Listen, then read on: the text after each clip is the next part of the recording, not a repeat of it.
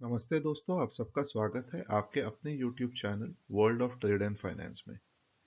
दोस्तों, आज की वीडियो में हम बात करेंगे कि क्रेडिट स्कोर क्या होता है। जैसे कि हम कई तरह के टर्म सुनते होंगे, जैसे कि CIBIL, CRIF, Experian, Equifax, TransUnion इत्यादि इत्यादि। तो दोस्तों, इस वीडियो में हम ये समझने की कोशिश करेंगे कि ये चीज़ें क्या होती हैं और हमारे क्रेडिट स्कोर से कैसे जुड़ी होती हैं। दोस्तों, आप जब भी कभी किसी लोन के लिए अप्लाई करते हैं, किसी भी बैंक में या एनबीएफसी में, तो वो बैंक या एनबीएफसी आपसे कई तरह के डॉक्यूमेंट्स मांगता है। जैसे कि आपका पैन कार्ड, आधार कार्ड, आपकी सैलरी स्लिप, आपकी बैंक स्टेटमेंट, एड्रेस प्रूफ इत्यादि इत्यादि।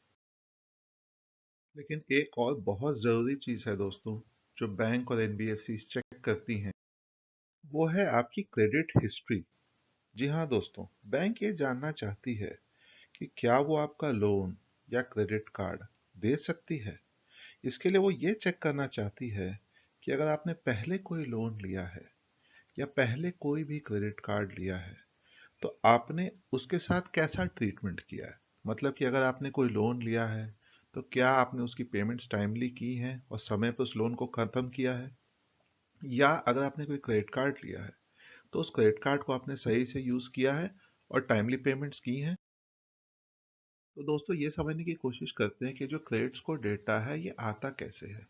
तो जो रिजर्व बैंक ऑफ इंडिया है, जो आरबीआई भारत का जो सेंट्रल बैंक है, इसके गाइडलाइंस के तहत हर बैंक को रेगुलर बेसिस पे क्रेडिट ब्यूरोज को सारा क्रेडिट डेटा सबमिट करना पड़ता है। उदाहरण के तौर पे अगर आपने किसी बैंक से कोई पर्सनल लोन का अप्लाई किया, तो बैंक को 30 से 45 दिन के अंदर उस लोन की सारी डिटेल्स क्रेडिट ब्यूरो को सबमिट करनी पड़ती है। जैसे कि आपका लोन कितने का है, उसकी अवधि कितनी है, रेट ऑफ इंटरेस्ट कितना है, ये सारा का सारा डिटेल बैंक 30 से 45 दिन के अंदर क्रेडिट ब्यूरो को सबमिट करती रहती है। और वो हर ईएमआई पे उसको अपडेट करती रहती है। जैसे कि अगर आपने 5 साल का कोई लोन लिया है, तो जब तक 60 की 60 ईएमआई नहीं चली जाती है, तब तक बैंक क्रेडिट ब्यूरो को अपडेट करती रहती है कि ये लोन था और इसकी ऐसी ऐसी पेमेंट हो रही है। अगर कोई डिले है तो उस डिले को भी रिपोर्ट करती है, कोई डिफ़ॉल्ट है तो उस डिफ़ॉल्ट को भी रिपोर्ट करती है। सिमिलरली अगर आपने किसी दूसरे बैंक से कोई क्रेडिट कार्ड की एप्लीकेशन डाला, तो उस क्रेडिट कार्ड के जो डिटेल्स हैं, जैसे क्रेडिट कार्ड की लिमिट कितनी है, क्रेडिट कार्ड पे आउटस्टैंडिंग कितनी है, आप उसकी टाइमली पेमेंट कर रहे हैं नहीं, कोई डिफ़ॉल्ट या डिलेड केस तो नहीं है, ये भी 30 से 45 दिन के अंतराल पे बैंक रेगुलर बेसिस पे क्रेडिट ब्यूरो को अपडेट करती रहती है। तो दोस्तों, इसी डेटा के आधार पे आपके फ्यूचर के सारे लोन्स पे डिसीजन लिया जाता है।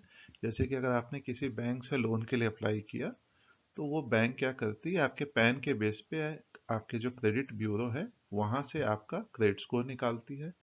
क्रेडिट स्कोर के बेसिस पे वो ये डिसाइड करती है कि आपका लोन होना चाहिए या आपका लोन नहीं होना चाहिए। तो इसका मतलब ये है दोस्तों कि अगर आपका क्रेडिट स्कोर अच्छा है, तो आपके लोन के अप्रूवल के चांसेस भी बहुत अच्छे होते हैं। लेकिन अगर आपका क्रेडिट स्कोर खराब है, तो आपके लोन के रिजेक्शन के भी चांसेस बहुत हाई होते हैं। तो दोस्तों, एक बार क्रेडिट स्कोर की गणित में आते हैं। तो क्रेडिट स्कोर एक 3 डिजिट न्यूमरिक स्कोर है, जो कि 300 से 900 के बीच में होता है। यानी कि आपका क्रेडिट स्कोर 900 से जितना पास है, उसको उतना अच्छा माना जाएगा, और अगर क्रेडिट स्कोर 300 से जितना करीब है, उसको उतना ही कमजोर या उतना ही पुअर माना जाएगा। अगर उसकी रेंज को समझने की कोशिश करें, तो 300 से लेके 550 का जो रेंज है, ये वेरी पुअर की कैटेगरी में आता है। 550 से 650 का जो रेंज है, ये पुअर की कैटेगरी में आता है।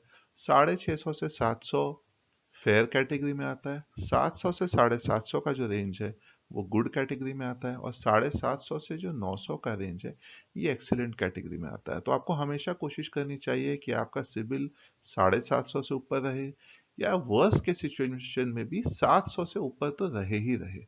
तो उदाहरण के तौर पे अगर आपका क्रेडिट स्कोर 834 है, तो ये एक्सीलेंट कैटेगरी में आएगा। और अगर आपका क्रेडिट स्कोर 730 है, तो ये गुड कैटेगरी में आएगा। तो दोस्तों, अब क्रेडिट ब्यूरोज को समझ लेते हैं। अगर ग्लोबल लेवल की बात करें, तो 3 क्रेडिट ब्यूरोज हैं, ट्रांस यूनियन, एक्सपीरियन और इक्विफैक्स। ये तीनों ग्लोबल लेवल की क्रेडिट ब्यूरोज हैं, जिनको बिग 3 क्रेडिट ब्यूरोज भी कहा जाता है। इंडिया की अगर आप बात करें तो CIBIL, credit information bureau of India limited, and TransUnion CIBIL. तो दोस्तों सिबिल और ट्रांस यूनियन सिबिल दोनों सेम है। जब ट्रांस यूनियन ने इंडिया में सिबिल के साथ कोलैबोरेशन की, उसी स्कोर को ट्रांस यूनियन सिबिल भी बोलते हैं। तो चाहे आप उसको सिबिल स्कोर कहें या आप ट्रांस यूनियन सिबिल स्कोर कहें, दोनों सेम है। उसके अलावा एक और इंडिया बेस्ड क्रेडिट ब्यूरो है जिसका नाम है CRIF हाई मार्क। तो CRIF हाई मार्क भी बहुत सारी बैंक्स कंसिडर करती हैं।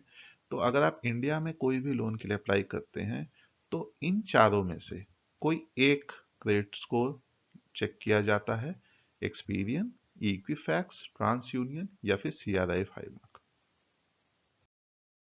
तो दोस्तों अच्छा क्रेडिट स्कोर होने के क्या फायदे हैं? सबसे पहला फायदा यह है दोस्तों कि आपको लोन्स या क्रेडिट कार्ड्स कम इंटरेस्ट पे मिल जाते हैं, क्योंकि बैंक्स और एनबीएफसीज आपको एक जिम्मेदार बोरोवर की तरह देखते हैं। उन्हें पता होता है कि आप लोन समय पर लौटाएंगे। अगर आपको क्रेडिट कार्ड वो इशू करते हैं तो आप उसकी पेमेंट्स टाइमली करेंगे। दूसरा, आपके क्रेडिट कार्ड के या किसी भी तरह के लोन के जो चांसेस हैं वो ज़्यादा होते हैं, आपका अप्रूवल फास्टर होता है, और आपका जो पेपर वर्क या डॉक्यूमेंटेशन है वो भी कम होता है। तो दोस्तों हमेशा अपने क्रेडिट स्कोर को हेल्दी रखें। हमेशा कोशिश करें कि अपने क्रेडिट स्कोर को 750 से ऊपर यानी कि एक्सलेंट कैटेगरी में रखें। वर्स्ट केस कम से कम 700 तो आप रखें ही। हमेशा अपनी पेमेंट्स टाइमली करें। ध्यान रखें कि आपका जो क्रेडिट स्कोर है वो भले ही आपकी क्रेडिट हिस्ट्री है, बट जब भी आप किसी लोन या किसी भी क्रेडिट कार्ड के लिए जाते हैं तो वो आपका फ्यूचर भी होता है। तो हमेशा अपने क्रेडिट स्कोर को अच्छा रखें। दोस्तों इस वीडियो में इतना ही। इस वीडियो में मैं आपको ये बताना चाहता था कि क्रेडिट स्कोर क्या होता है, क्रेडिट ब्यूरोज क्या होते हैं, और ये डेटा कलेक्शन कैसे होता है। अगर आपको ये वीडियो पसंद आया हो तो आप सबसे अनुरोध है कि इस वीडियो को लाइक करें, वीडियो पे कमेंट करें, चैनल को सब्सक्राइब करें। कृपया मेरे चैनल से जुड़े रहें। मेरा अगला वीडियो क्रेडिट स्कोर को और डेप्थ में और गहराई में समझने की कोशिश करेगा, जिसमें हम सिविल स्कोर को उठाएंगे, क्योंकि भारत में सबसे ज़्यादा सिविल स्कोर यूज़ होता है। और हम सिविल स्कोर को और समझने का और गहराई से समझने की कोशिश करेंगे कि सिविल स्कोर कैलकुलेट कैसे होता है, कौन कौन सी चीज़ें हैं जो सिविल स्कोर को जोड़ने में मदद करती हैं। सो थैंक यू दोस्तों, धन्यवाद। अपना ख्याल रखें, खुश रहें, शुक्रिया।